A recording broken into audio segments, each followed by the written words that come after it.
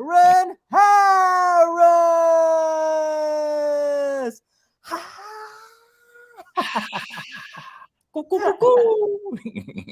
Love that. Hey, welcome to the show. What's up? What's up? Thanks for having me. Cool. Yeah, excited to have you on the show here. So I like to get into it deep right away. This is the music edition. The whole show is focused on personal stories from people and the life lessons they've learned from it. And the music edition is a little bit focused on the musical aspect and uh, identifying as a musician. So that's one of my first questions. Is I know you're big on identity, right? So I do you have one. I know I already know the answer. Well, I know you identify as an artist, right? But do you also identify as a musician? And has that always been the case? Did you have this moment where you really embraced it? And did you have that imposter syndrome that you did not identify with an artist or musician? And how was that transition like? And what is it for you today and now? Yeah, that's a great question. So my transition in like identifying, owning that I'm an artist was just a few years ago. Um, and within that, music has been very recent. I started freestyle rapping for two reasons. One, I mean, I've loved hip hop my whole life, and I started freestyling maybe a couple years ago, and two things inspired me to do so. One is I've been speaking for years around the world on podcasts, on interviews, on stages, and speaking for me is, and I speak from the flow, which essentially means I don't prepare, I don't plan, I don't bring bullet points, presentations, notes, and these things. I just show up and I trust the moment. And so that's been both my style of speaking, but it's also been part of my evolution and as a soul, and just an evolution into trusting, opening my channel, surrendering. And so I've constantly been expanding and developing that. And honestly, it's easy for me, right? And that's a good thing, because it's not like, the point is to impact, right? I'm not concerned about speaking and how, like, the art of speaking so much. Anyway, so I've always marveled at and really appreciated other forms of expression and people who are in flow in their expression. And so then came in freestyle rap, which I've always loved hip hop. So that's what inspired me to really kind of take it on. Was I wanted it to be another challenge to open up new dimensions of creativity within my being, and to kind of be a beginner in a sense in another universe, another language or type of expression, to um, expand. So that, and for fun. So then I started freestyle rapping, and then I was like, okay, I really like this. This is fun. And um, and I just got it. So that's how I got into it. And then recently, in the last, I think it was maybe a year ago, I was in my living room with my now ex-partner, and I said, you know what? It'd be amazing to like drop a verse on a song with a musician. And kind of like with the freestyle rapping thing, I said that, like, oh, that'd be fun, right? And anyway, long story short, fast forward a couple months after that, I reached out to a musician who had a really gorgeous voice, and I heard this song, and I asked her, I said, would you be down to like do a collaboration? Which I'd never done a collaboration ever. Um, anyway, she said she'd be down. Then I was in Costa Rica just a month and a half ago now. I recorded my first live studio session with three other artists who I really respect, other musicians. So I'm officially a musician and officially claimed it. So that was very, very recent.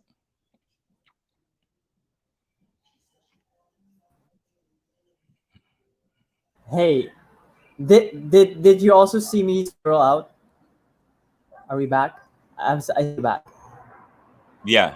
Yeah. All right. Cool. Cool. I I saw couldn't it. hear you. I couldn't hear you if you were talking, but I thought you were just listening.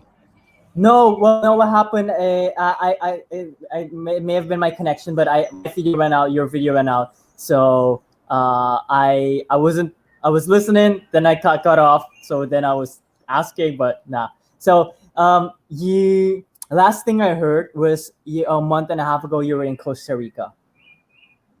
Yeah, so a month and a half ago, I was in Costa Rica and I got invited to be on a song with three other artists who I respect, three other musicians, and we recorded in the studio. And so that was my first official recording, producing of music. And so now I'm like, oh, now I'm officially a musician.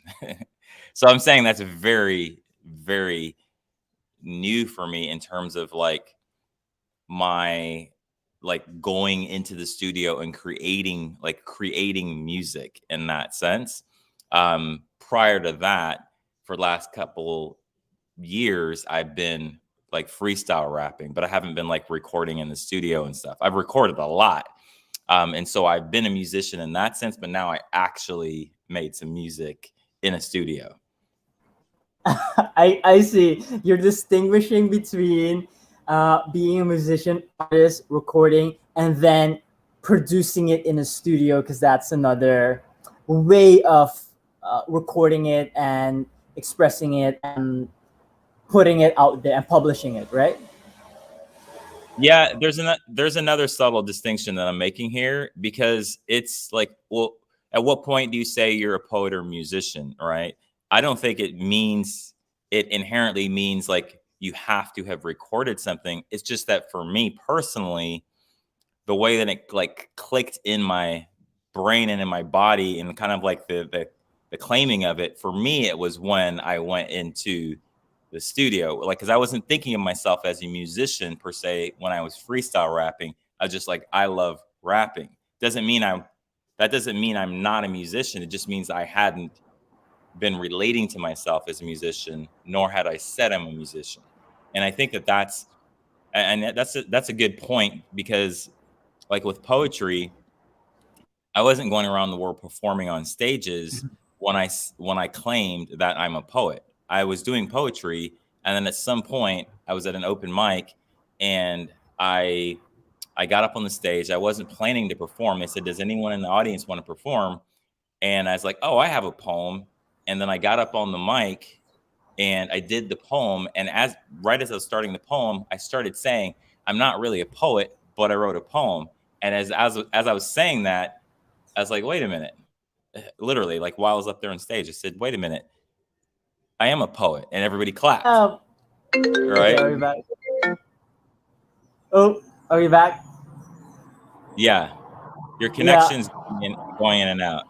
yeah. Today, this is all live, and this will all be in here. So that was it, raw and authentic, and with some technical challenges. The last thing I heard is you said um, you went on stage, and one of the things you said, "I'm not a poet, but I wrote a poem." Right.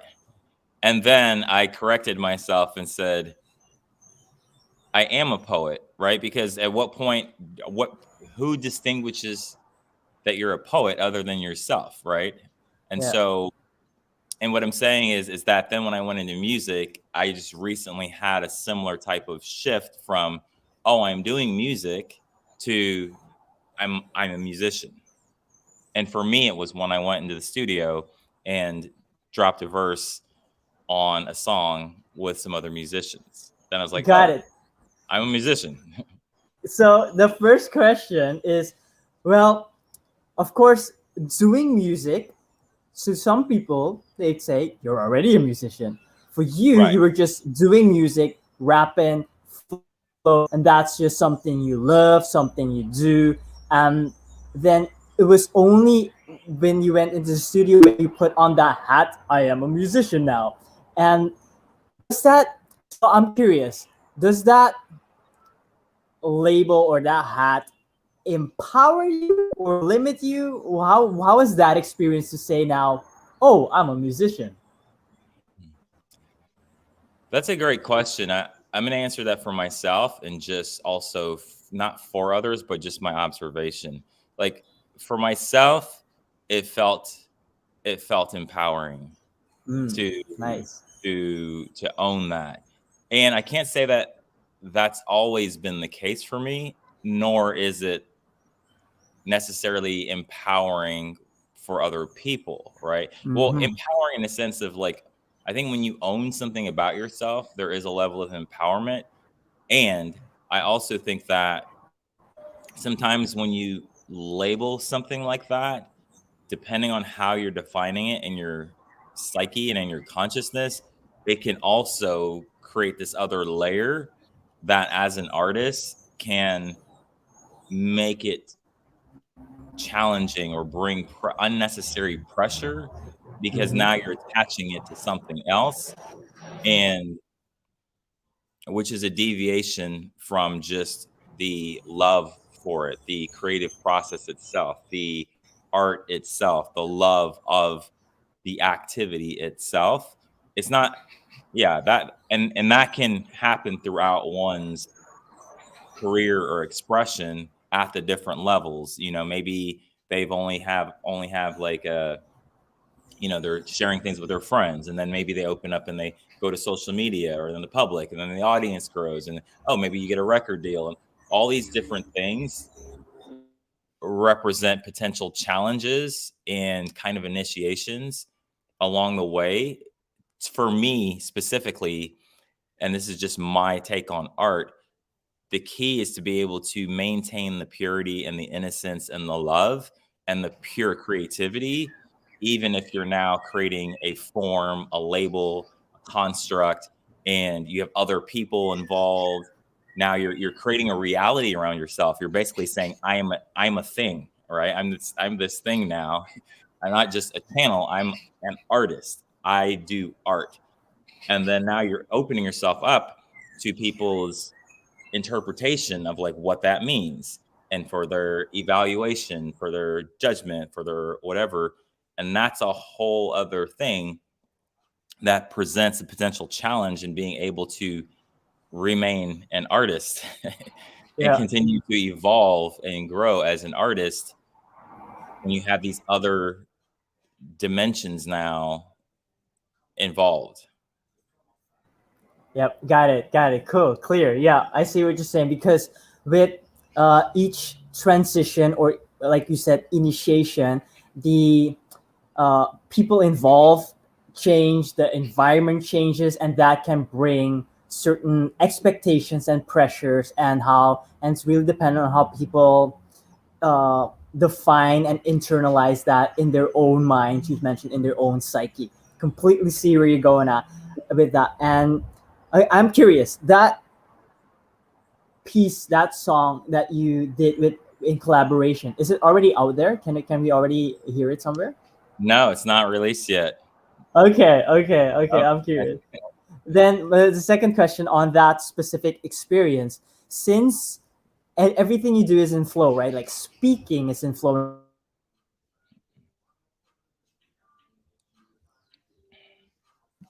I lost you.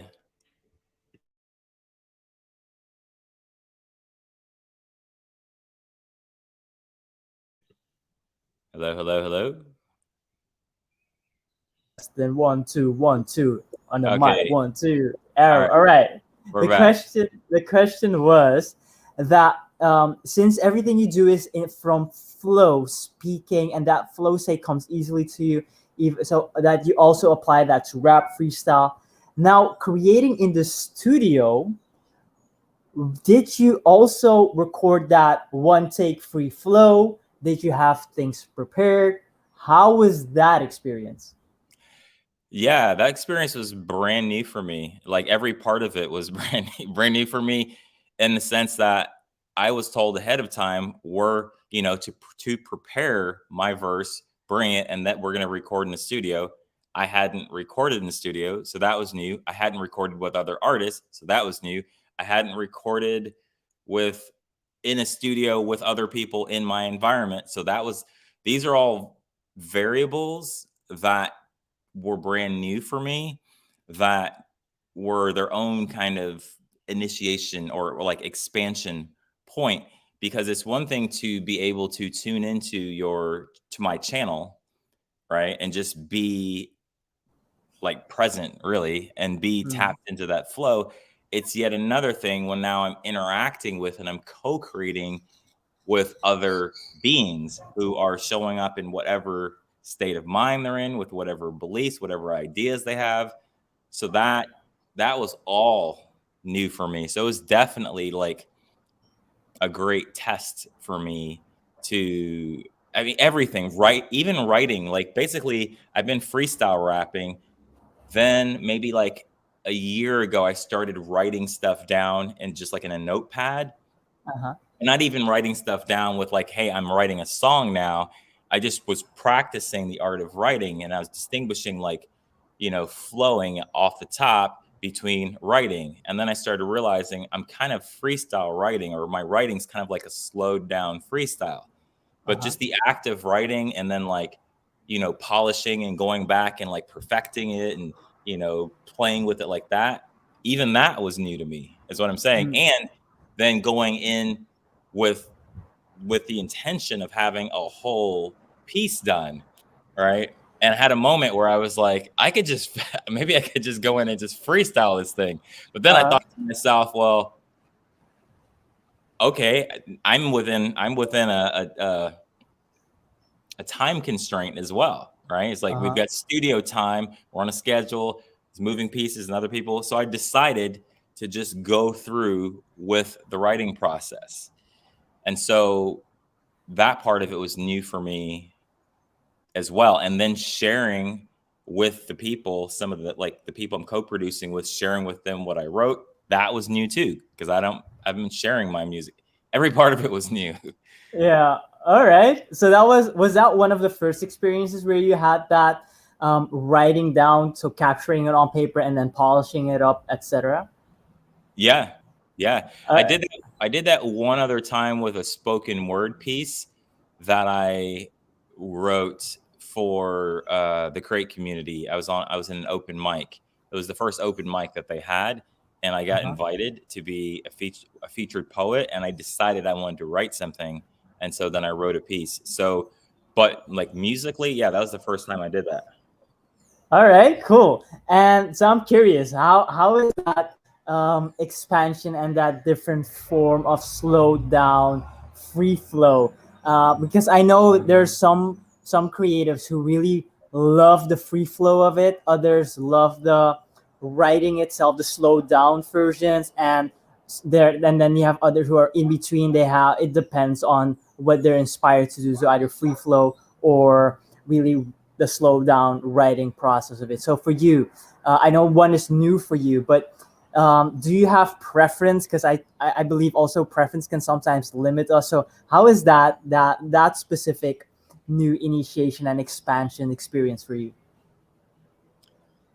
Yeah, I enjoyed it, and it feels like it was purposeful, and that purpose influences my preference, right? So there's a preference of like, oh, this is how I know how to do it and how I love to do it, and like if it ain't broke, don't fix it. Like just keep doing it that way. But what I paid attention to, and there's always some sort of link to my evolution with what it is that I'm doing, is that it felt purposeful to exercise this muscle of writing in that way. Mm. And so there's another layer. So there's the intention, like the outcome, like I'm writing a song and I'm going to go record it. And then there's this other layer of purpose, just meaning like that's where I'm like, it's developing something in my consciousness and Mm. doing it that way. And so that then shapes my decision or my preference. And so my preference is not a static thing. It's not just like I, Oren, like to do things this way, or this is the way I do it. I'm looking at I as like my infinite self, which means now that accounts for my continued evolution. And so I realized that there was something in it for me to do it that way. And that's also why I chose to do it that way. Nice. All right, cool. I love that perspective. How your eye approaches that. Beautiful. Now, I am curious about one thing you mentioned earlier. You mentioned that uh, flow state and getting in speaking in free flow and rap, that comes easy to you, right? Is that something that you is that an ability that you had naturally already developed, or is it something that you were bad at first and then consciously developed, or was it something you naturally developed and consciously kept on mastering? Yeah, I was definitely bad at it at first. Bad just meaning not good. I Yeah. mean, um, but what I was already exceptional at is surrendering, Mm, um, in allowing, in being in a creative process, in flow. So I had a foundation that had been developed for other reasons, and these qualities that, so by time when I stepped into it, even though I was quote unquote bad, I learned very fast also because of my foundation. So like mm, let's say for example, if you generalize it, like looking at development of something, right? And how, success and failure, or like, challenge and progress, my whole relationship to that when it comes to learning anything, I've already done a lot of unlearning mm, that help me when I go into a new field. So, for example, the internalization of success and failure, meaning like as a value judgment on myself, I've deconstructed that program inside myself already. And so it's not like I don't want to succeed and to like do amazing and just accomplish my intentions, but through years of unlearning and developing, I've kind of opted out of the matrix part of success and failure.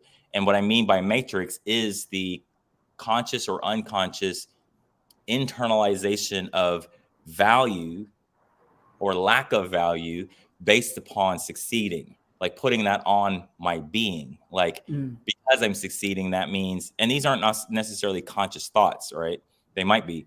Because I'm succeeding, I'm valuable, I'm worthy of love, I'm a good person, which means that the opposite would also be true. When I'm not succeeding, I'm not as valuable, I'm not as worthy of love and appreciation, and that's a puts a massive potential strain on your creative process and on your learning process. So when I went in, that's why I can even say I was bad. So I said it like haha, like, because Yeah, that's how it moves through my being. It's just kind of like whatever, like, yeah, I'm new at it, so what?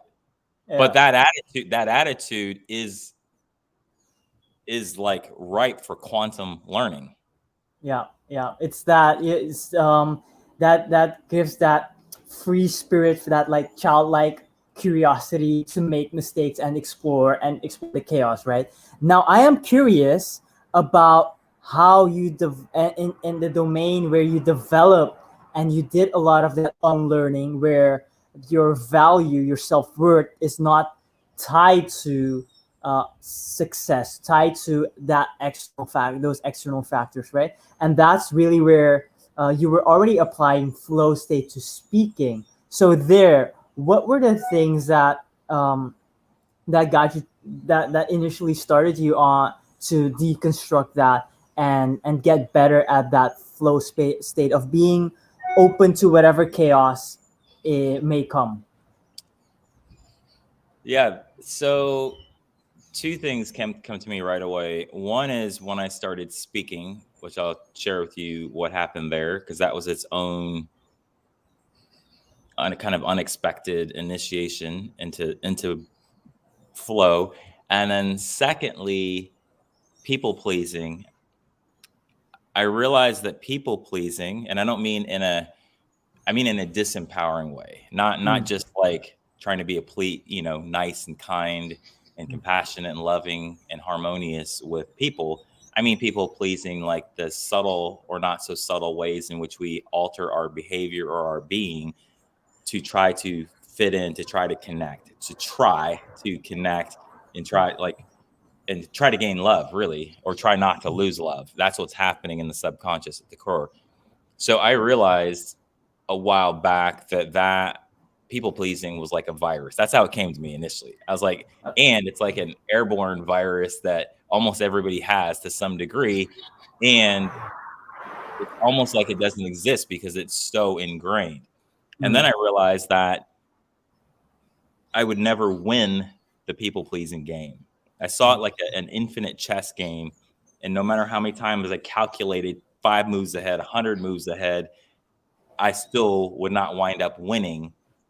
Meaning, like, I've arrived, I can be, everybody loves me, right? I realize, or I'm a great person in other people's eyes. Whew, I'm valuable. I realized I would never win. And so I opted out of that game. And by that, I mean from my soul, I was like, okay, you know what? I don't know what's on the other side of this. I just know that there's something in my soul that doesn't resonate with it.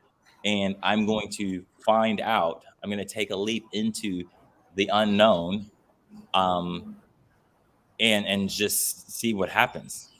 And I had this phrase come to me, and this is another key point. I would rather betray the world than betray my own soul. I'd rather betray the world than betray my own heart. And really what that meant was I'd rather innocence and my authenticity, being myself, my true self, and be misunderstood, be judged, be hated on, be whatever form of rejection. I would rather do that than not be myself, not be in my innocence, not share myself, not express myself, and let my music, my medicine, my art die inside of me. And so I didn't realize it at the time because remember, I just said, I don't know where it was going to take me. So it's not even like that was some genius idea that I had of like, oh, if I do this, then I'm going to become a transcendent artist, or if I do this, then I'm going to become a spiritual teacher. My soul brought me into that. So when I realized in hindsight, to tie this back to creativity and to art and to music and to success and failure, I realized that at the core of success and failure, this dualistic game is some form of people pleasing, right? Where we're trying to get the approval, adoration, respect, which on a practical level, there's nothing wrong with respect and appreciation and a healthy sense of pride. But by opting out of the people pleasing thing and discovering like deep self-love and a kind of like invincible almost level of like just connection with myself, that was one of the core things that shifted the energy of my relationship to success and failure at anything. Because success and failure in its purest state is like a baby walking, right? You're not thinking, you're not creating an identity around your success or your failure. You're just in the process. You're just like, oh, that worked, that didn't work. Oh, oops. You're just like, and so that became my goal. I was like, oh, I want to be like the baby in that sense in my success or failure, in my relationship to pursuing something, anything that's important to me in any part of my life. I identified that I'm like, that's my ultimate goal. That's my true north. Spiritually speaking, energetically speaking, I'm like, I want to be free. That's the goal. And so anything I'm pursuing in my business and my art and my relationships, that's always since then has been the core goal. And so that's been my approach to everything. That's beautiful. I don't want the success coming along with the baggage of like worrying and thinking about or putting too much emphasis on what other people are thinking about me, because then that distorts the purity of my channel and of whatever it is that I'm bringing through. Not to mention, it just doesn't feel good. Yeah. Oh, beautiful, cool. Thank you. That's so important distinction. So, first, you realize the big game of the people pleasing game is set up to lose, right? You'll never win it, and Right. that's when you decided to opt out. I ain't playing this. I'm gone. Y'all have I'm like, fun. I'm out. I'm out. Right? yeah, And and that was one of your core lessons, right? Because then you apply to everything, and even with music, is you're for more playful, and then you allow yourself to explore, to make mistakes, to explore the chaos, right? Because one thing I know, this I learned from dancing, is one of the key things between beginners and advanced dancers, creative, is their relation to chaos. And a yeah, beginner, they often get uncomfortable in chaos. Oh snap, that was not supposed to happen. Ooh, I made a mistake, right? It's not the right way how to dance, right? The right way, quote unquote. right.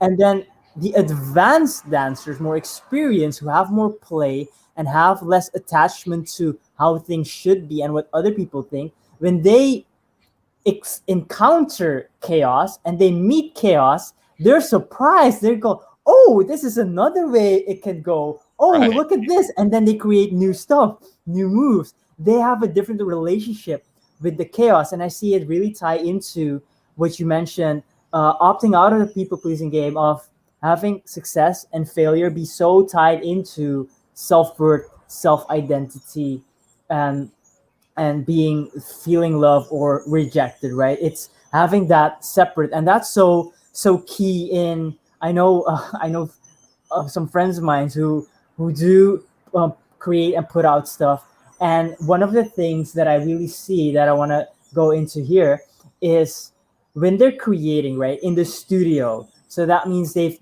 gotten the lyrics, they've gotten the song, and they're recording. Now they're in the production process of the music, and then so many things come into play, right? Is it when does this instrument come in? Is this voicing right? Should there be a pause? Should there be more flow? Should it be louder? Should it be softer? And all these things come, all these question marks come into play, where I see them keep asking for feedback to improve, but then what I see happen is there's this whole creative process becomes such a slur. It becomes so heavy. It becomes just yak. It becomes, So I'm curious for you then. So what point do you edit, and whose feedback do you value? Do you value your own feedback? How do you decide when it's better and when to improve and when it's finished? Yeah, I do everything in guided by spirit. So even when and this is a really important point here to kind of unify the worlds that aren't separate, of like flow and structure, for example, right? They're not Mm, actually separate. It's just that because of things like people pleasing, because of whatever has us try to control life, they seem to be separate. And so mm, maybe it's easier for us if there's nothing at stake, if we're just chilling with friends, if we're just having fun, So then if you say now there's timelines and deadlines and other people and you're in the studio and there's specific things like we need to hit this, we want to do this. For me, I don't see that as different, or do my best to not see it as different. And so then when I'm making decisions and I'm navigating through a process like that, I'm still paying attention to how I feel. I'm still paying attention to, like for example, I've done hundreds, probably thousands of videos and live streams where it's just like no edit. I literally trained myself to just flow like that and basically obliterate perfectionism from my consciousness, right? But what it's allowed me to do is to, where it matters, like truly, when I say matters, like I'm now connecting it to spirit, where excellence matters. Now, if I am doing an activity that's towards excellence, right? which is what most people think they're doing when they're like being a perfectionist.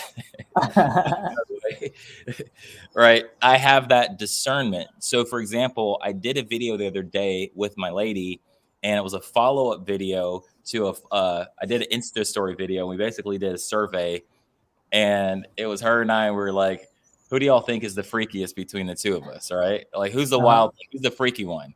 And we did a survey, and a bunch of people like answered, and she got the public vote by a landslide. It's like 85% to 15%. Anyway, and I said, hey, let's do a follow-up video, and then we'll reveal like who's the freakiest one and why, and like we'll share our perspective. And so now that and I'm just trying to like show how flow and structure work together and get to the heart of your question here.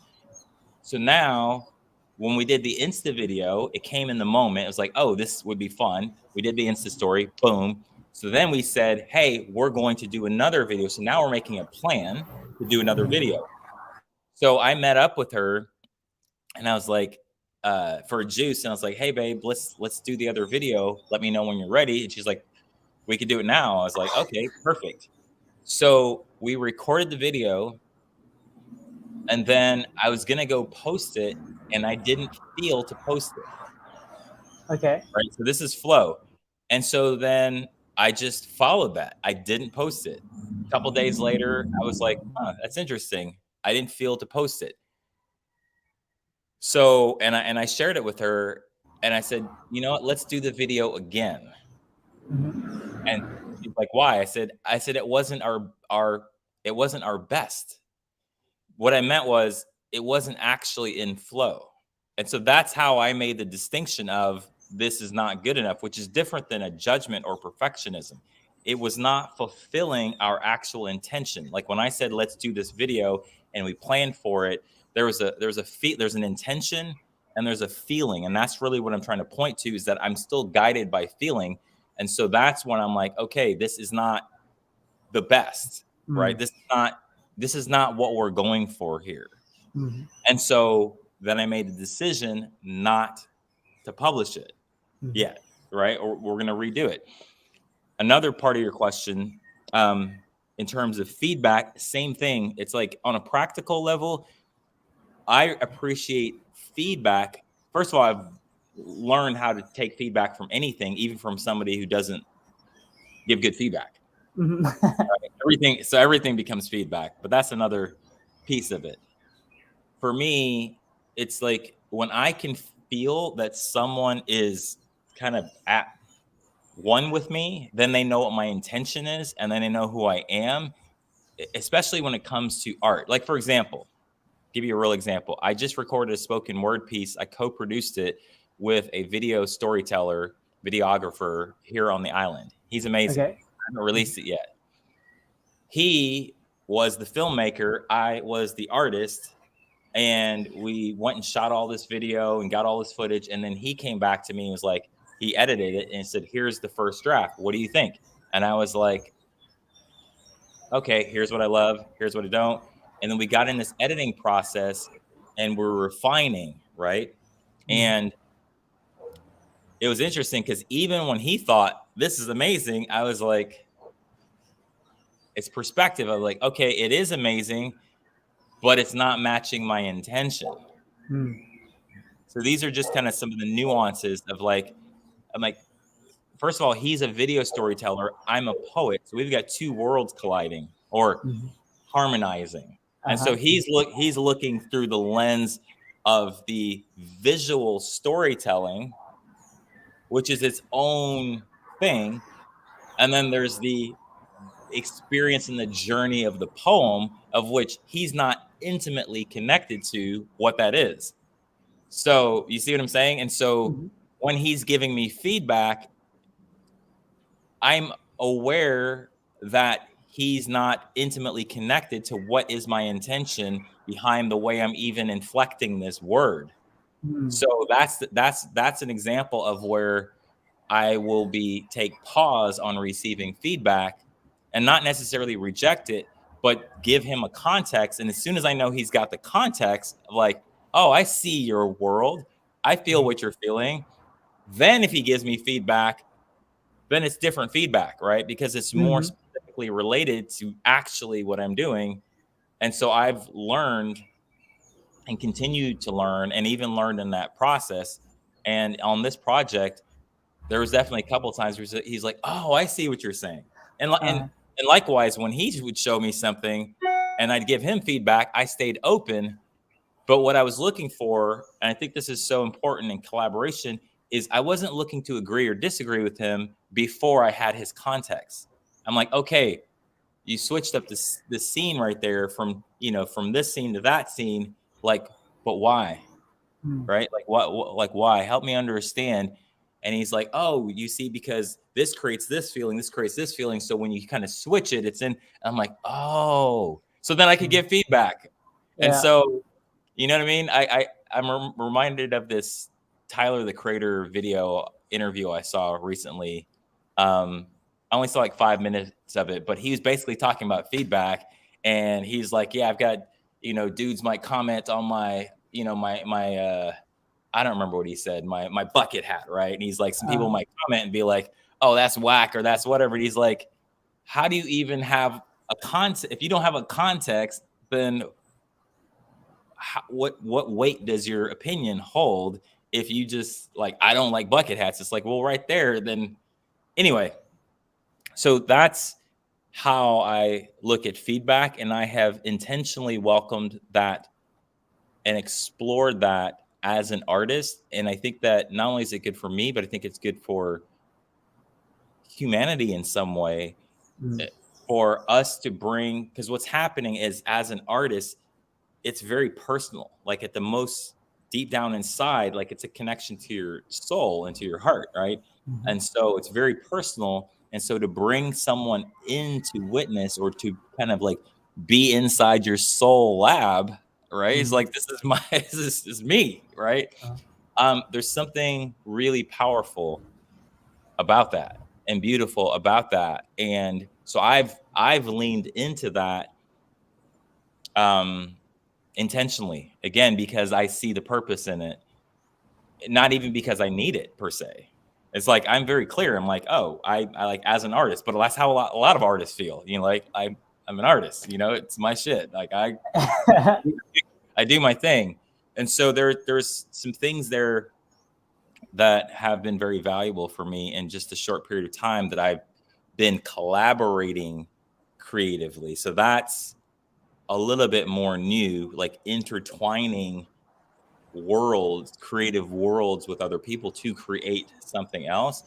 And the reason I said I feel like it's important, even beyond the scope of art or music, is I feel like that's what the world needs more and more of right now is the right people with similar intention getting together in these deep creative spaces of collaboration and innovation to like solve the world's greatest challenges. yeah.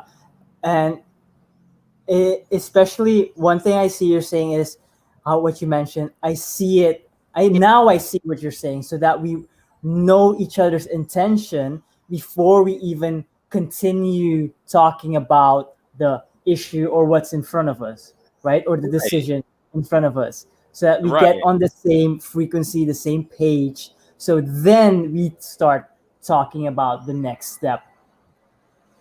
Totally. And that applies to art, and it just applies to everything. Like the Mm, lack of what I'm talking about is also why there's like fights and arguments and wars, and I'm like I'm for this and I'm for that, and a lot of it, if it's not actually connected on multiple levels, like mm, which requires an openness, if it's not, then it's ignorant in a sense of like ignorant, like ignoring. It's like you're missing piece of the puzzle, but that you're trying to give an opinion so strongly or passionately about something, but you're lacking the full context mm, that would even allow you to come up with something substantial. Like we're not even talking about the same thing. Like why yeah, should we keep talking about it? yeah, yeah. Why Or why spend your time debating or arguing about the thing when you're like, wait a minute, we're just not actually talking about. Sounds like we're talking about the same thing. It yeah. looks like we are, but we're not. So to me, I try not to waste my time in that way. And it's like, what's the point? Everyone's right in a sense, right? It's context. And so it's the same thing with art. It's like, so I'm more interested in, okay, well, why? Yeah. You know, and if it's for me, then I feel most confident and most empowered in a creative process or collaborative process, or even receiving feedback when someone's connected to, like, just to break this down into almost a science here, it's like there's the vision, there's the intention, there's the why am I doing what I'm doing, right? There's the heart of it, there's the spirit of it. That's what I mean by like really getting the context. So even like I shared a couple things earlier on in this podcast when I said, "Oh, I'm not just freestyling or writing music," right? Because somebody could say, "Hey, you're gonna be going in the studio if you're gonna do practice writing. You just write like that's and just give me all kinds of advice." But what I noticed, what I said was, "Oh, I also decided to go into the writing process because there was a connection to my soul's evolution." That's a Mm. key part of who I am. And so if somebody doesn't know that part and it just starts giving me writing advice, Mhm. then it may or may not apply. You know, somebody be like, "Oh, that's interesting."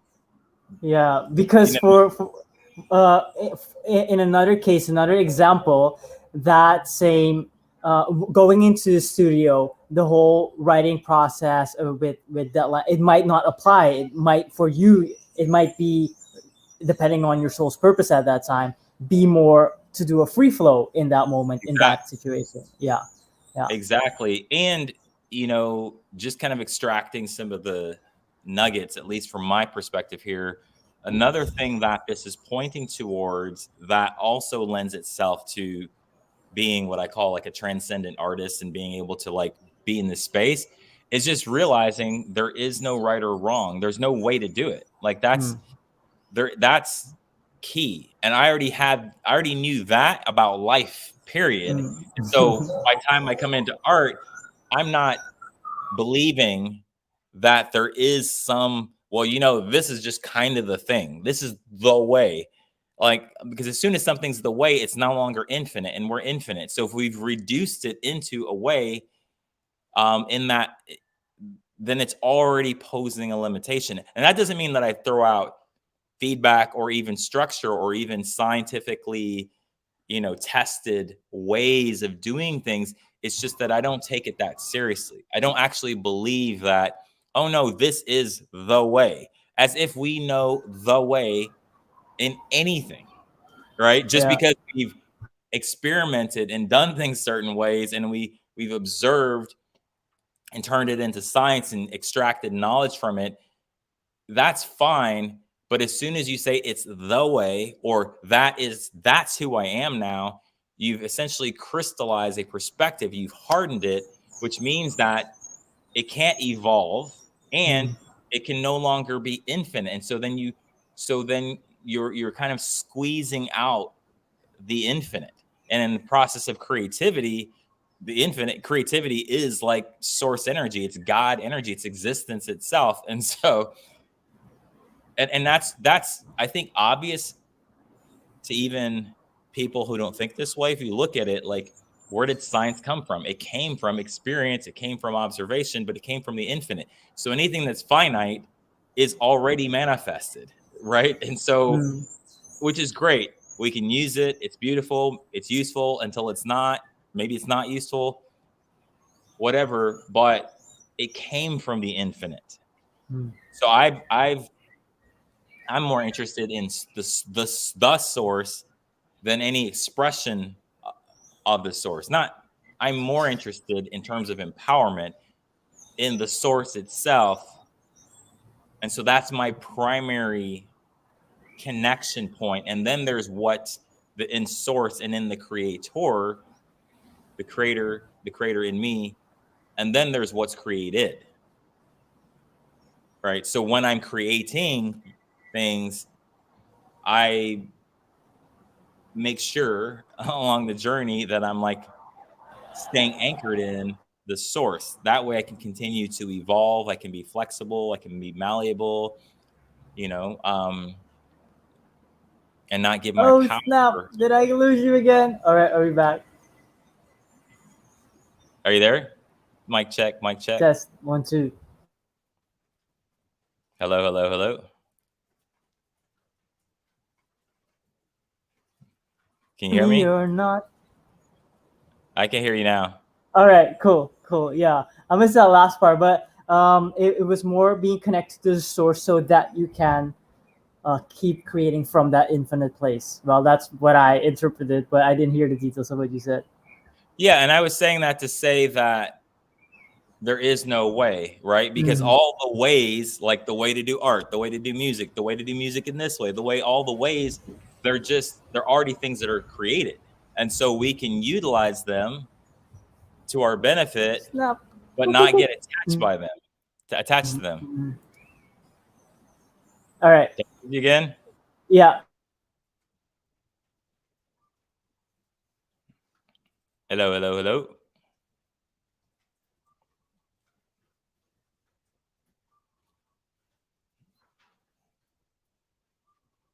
Mic check, mic check.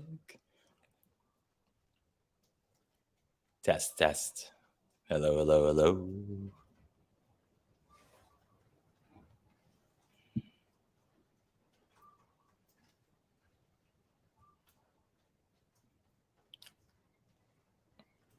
Hello, hello, hello. So we got disconnected, but in case I'm actually still live for someone, um, I'll keep going on what I was saying. Is that God, the infinite source, intelligence, whatever you want to call it, is the infinite? Oh, here we go. Yeah. All right. Yeah. Well, the viewers got it and they listened to it. But continue on what you were saying. Yeah, I think what I was saying is just remaining anchored in that this source, the infinite, is the main source. It's the source of all intelligence and crystallized knowledge. And so just because we crystallize knowledge and even ways, like this is what a relationship is, this is what a business is. Oh, these are the different ways. There's 1,000 different ways you can do it. Is that not to get lost or attached to the way Mm, is really important. And I was just saying that there is no way, because just because we've done something doesn't mean it's the way. It's just a mm, way. And that's really important to infinite creativity. And it's also important to uh, just bringing in like innovative, alive, true art of any form. mm. Hello. There's there is there is not a right way. Like that's a ridiculous idea. The right way only exists within how you've defined the right way. Like that's where it's valid. It's like like so in that sense it's valid, but that presumes that that's the right way, or that's what you're aligned with. Did I lose you again? Check, check, check. Yes. Okay. I hear you. I hear you. Yeah, I'd say I'm back. the right way only exists. It's only real within itself, and that's important to know. And so, of course, it can be proven, verified that it's the right way, but it is a paradigm. It's a construct. It's like saying this is the way you do art. This is the way you do relationships. Like, you know what I mean? Like, says who? You know, and to believe that it's actually the right way cuts you off from that infinite source. That's the point that I'm making. Mm, Versus I resonate with this, I vibe with this, this feels aligned for now. And then and that being the connection, because then you can stay connected to the infinite even as you're exploring or resonating with a particular way of doing something.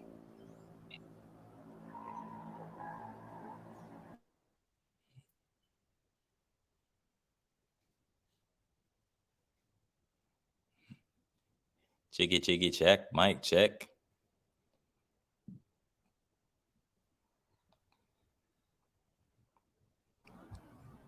Yes. Hello.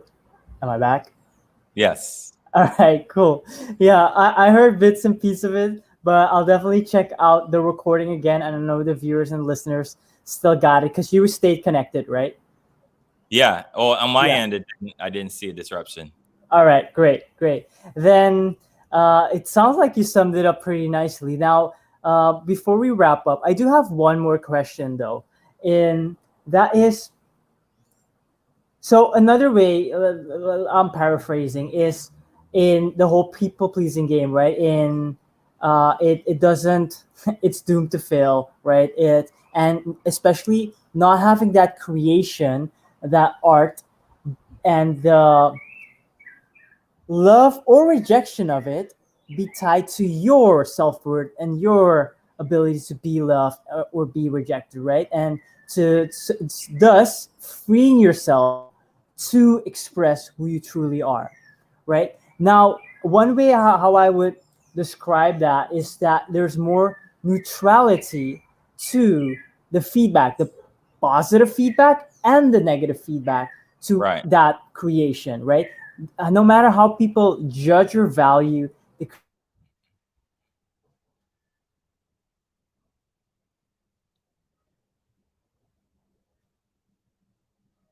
two, three. Am I back? Yeah. You All said right. no matter how people judge or value. The creation, right? That you've created, the art, right? It does not tie into your own, our own self worth, right? Right. And am I still here? Yes. Burp, burp, burp. All right. Are we back? Okay. Yes. So that the valuation of the, or the love, the praise or the rejection of the art is not of ourselves, right? It does not. Yeah. Then there's more neutrality to how people react to that. So I'm curious then, because I know in the people pleasing game, if the whole goal is for people to love our art, thus we feel loved, right? And when they don't like our art, then we feel rejected, right? Then Right. when there's more neutrality, all right, am I back? I can I hear think I'm you. back. Okay, You said cool. when there's more neutrality. Oh, you could hear me. All right. Yeah, when there's more neutrality to it, and on like the feedback in general, it's like where are they coming from? Context is important in order to stay connected to Infinite, so that we're on the same page, and then we can see that then we're really talking about the same thing. Context is so important. So how about the positive feedback? How about the praise? How do you then respond to that? How do you receive that? Because when there's more neutrality, right, and it doesn't define our own self-worth, Right. how do Yeah. you value the positive feedback when people love the creation and the art? Yeah, that's a great question. It is kind of, mm, I receive more of the energy and intention in people's positive feedback than I do specifically what they're saying, right? And so like I appreciate the vibration of appreciation. So if someone's expressing their appreciation in whatever form, like the form might be, oh my God, you're a genius, I can't count how many times I've heard that. I don't internalize it in a way. It very much like just moves through me. I'm more so just feeling the moment and the energy. I'm feeling the energy of connection, um, the energy of appreciation. I think I lost you. I'll just keep talking. I'm feeling the energy of connection, the energy of appreciation, um, the energy of intention, more so than what the But person. Are you back? I'm back. I'm back. Yeah. Yeah, I was saying that for me, I've again trained myself in a way um, to receive more of the intention of what a person is reflecting back to me. We're talking about positive feedback, right? Am I still here? Yeah. All right. We're back. Yeah. The Right. energy, the appreciation, the intention is more so what is felt or impacts me, Mm. less than the content of what someone's saying or me taking literal what someone's saying in terms of praise, Mm. which is a little bit different than feedback. I already shared with you feedback is also based upon level of connectivity on, the context, what the intention is, but praise. And so um I guess the idea here is to not to be in I'm defense. following, but it got cut off. I'll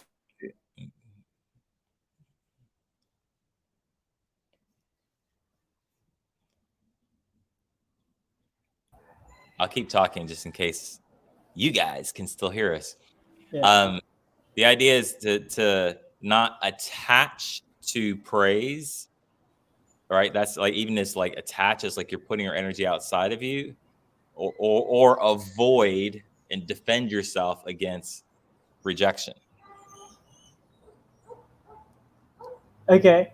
It's okay. I got the gist of it is to be, yeah, to appreciate the intention, the vibration of it, and not be attached and not internalizing it. Thus, it does not, value your own self worth, right? Yeah, and that's I do that with myself too. Like if I'm in like praise or rejection within myself. I lost you again.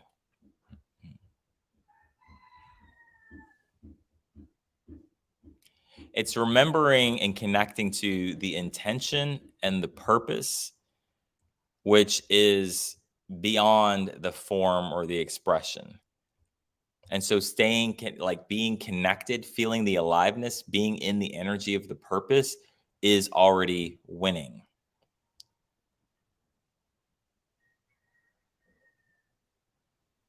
More so than the effect that it's having, which is also relevant in a sense, but as a soul, it's not as relevant. All right, we lost him. So to summarize that, if you guys are still with us, is not attaching your identity or internalizing worth or trying to gain power from praise. Yeah. Continue. Continue. Finish that thought. Yeah, it's just noticing, like, and remembering, like, what's the, on a soul level, because we're talking about connecting to the infinite here. What's most important is the purpose, is the, are you still there? Is the aliveness. It is the fulfilling of the intention. And that is independent of success and failure or people's opinions or feedback or anything like that. Is like it, and that's why when we're truly connected and our channel is open and we're, producing something, creating something, that's also why there's not a lot of like Yeah. memory. It's fulfilling onto itself. So then take any feedback lightly, or take the feedback in perspective to the intention, to the energy, to the purpose, more so than these other things. All right. I caught bits and pieces of that, so I'll check that on the replay. Um, so to wrap up, and it might be just another summary of what you just said, of all the things you just said, or might be something completely different.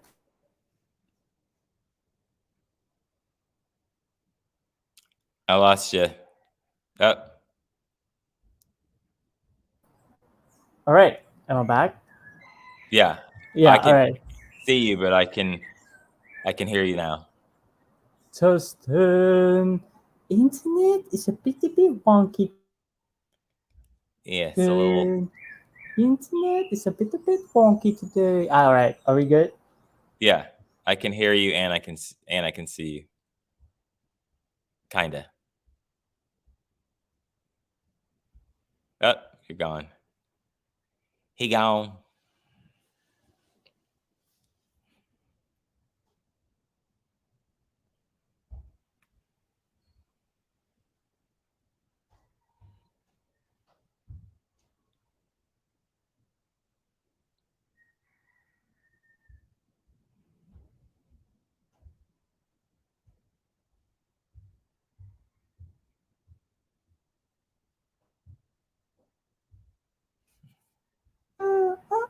Yes. There he is. All right. The question that I like to end the show off with is for people today, tomorrow, 1,000 years from now, what message would you like to share with them? Hmm. We're all one. We're all connected in heart and also in spirit and in consciousness. And at the end of the day, what matters most, or some version of this, is love, even if we don't describe it as the word love. And so, love being the main thing, everything else kind of takes care of itself. It's not to say that we don't have things to learn and to do, um, but setting our foundation, our priority in love, um, is what's going to matter the most to us at the end of our lives. Even like, how much did we live? How much did we love? You know, and so prioritizing that. And what I was saying is that love also reveals to us our interconnectedness with one another and with life. Love reveals to us the unity of all things, and that we're not separate from one another, and separate from life, and separate from that which we call God. Hmm. Beautiful. So, you know, prioritize that, and everything else will take care of itself.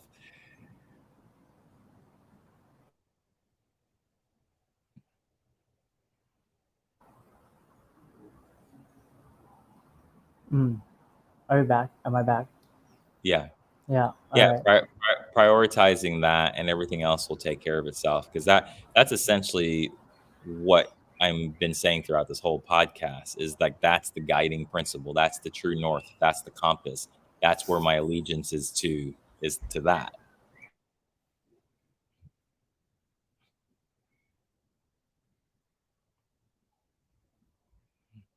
So that's my final thought, and my invitation to you all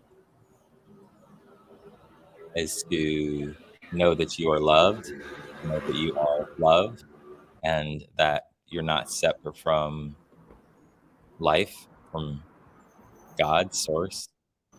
And yeah, that's my final thought.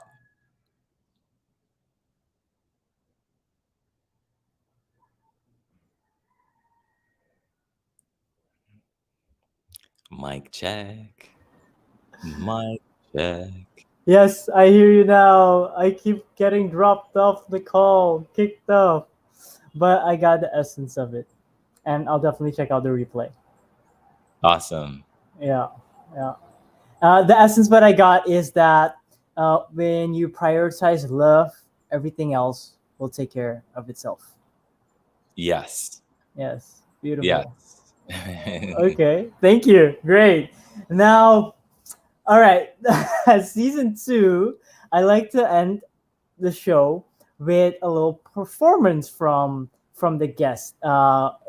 If whatever they may be a song, something they play, free flow, depending on my connection. Your connection's good, so the audience still hearing you. Are you Hmm. down to play? I'm down to play. All right. What are you inspired to do? A cappella, put on a beat. What do you feel in this moment? Well, would I put a beat on my end? Yeah, yeah. I mean, I could do a little freestyle if you want. Do you? Is this chat active over here? No, not so much. What do you mean in this chat active? Oh no, there's one viewer right now, but I don't see them on here. Let's Can see in you the comments. can you type in the chat? Yes, I can. I mean, maybe I could do a freestyle, and you could type words in the chat, and I'll just incorporate them. Okay, okay. Let's from what we talked about today. The The first two only words. Uh huh. the only challenge might be the sound. So, Yeah. do we want to play sound on my end? Do we need to do a sound check? Like, if I put a beat on, that would be great. Because Yeah. if you put the beat on, it might pop in and out. Yeah. No. If you want to put on a beat, you can put it on your end. Yeah, let me see how it sounds to you. We'll just do a quick sound check. Let's see. Maybe I can.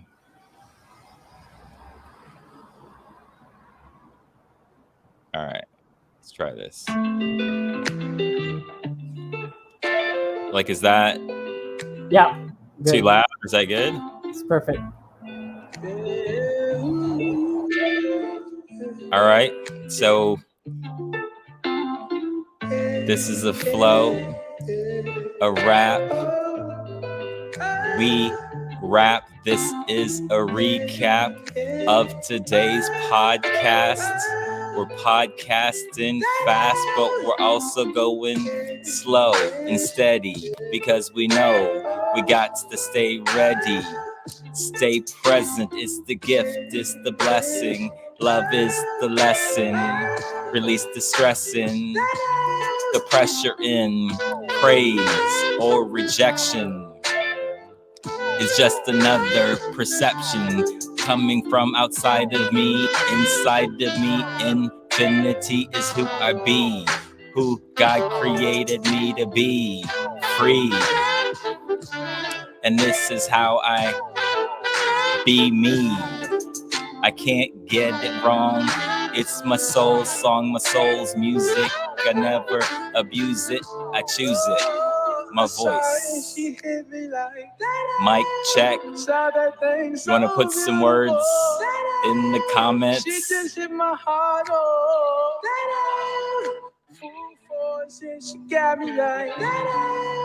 Not sure if you can still hear me. Check, check, check. Well, if you guys can still hear me at home. So I decided I am an artist, a creator, and so are you. I'm a lover, not the hater. I take action, not procrastinator. So I don't know if we're still flowing, but I'm relaxing and I'm still glowing. I'm in the knowing. And this is my show and tell. I'm not here to sell you on you. You do you, boo, and I'll do me. This is how we meet in unity. This is how we all be free. Original God OG. That is who we be. We're all artists in the heart. This is the startest. Don't let this life be the hardest. Just have some fun. Let go into your soul and you see that we are one. And I think we are done. Woo! Nice. Thank you, bro. You're welcome. All right, so we're gonna end on a kapow. I'm gonna say you know how now, and then together we say kapow. This was Story Legacy at Ramiro.me. You know how now? Kapow. Kapow! All right.